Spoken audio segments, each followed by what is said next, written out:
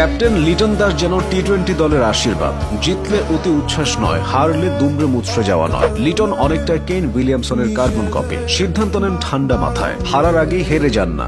অর্জনে আর গর্জনে টি-20 নেতৃত্ব দিয়ে লিটন সাকিব মাশরাফিদেরও পেছনে ফেলেছেন। শুনে অতিরঞ্জিত মনে হলেও বাস্তবতা সেটাই বলছে। লিটনের নেতৃত্বে পাকিস্তানের বিপক্ষে টি-20 সিরিজ জিতেছে বাংলাদেশ। শ্রীলঙ্কাতে গিয়েও গড়েছে ইতিহাস। এর আগে ওয়েস্ট ইন্ডিজের মাটিতে তাদেরকে হারিয়ে বাংলাদেশ সিরিজ জিতেছে এই লিটনের নেতৃত্বে। অতীতে দলের সাফল্যে ক্যাপ্টেনদের ভূমিকা নিয়ে বিস্তর আলোচনা হলেও লিটনের বেলায় সেসব হচ্ছে না। তিনি নীরবেই নায়কের ভূমিকা পালন করছেন। ব্যাটিংয়ে যত অফ ফর্মেই থাকুক, নেতা লিটন সবসময় ফর্মে। অতীতে লিটন দাসের ক্যাপ্টেন্সি নিয়ে অনেকবার আলোচনা হয়েছে। মাঝে মধ্যে এই দায়িত্বে তাকে দেখাও গেছে, তবে সেগুলো ছিল সাময়িক সময়ের জন্য।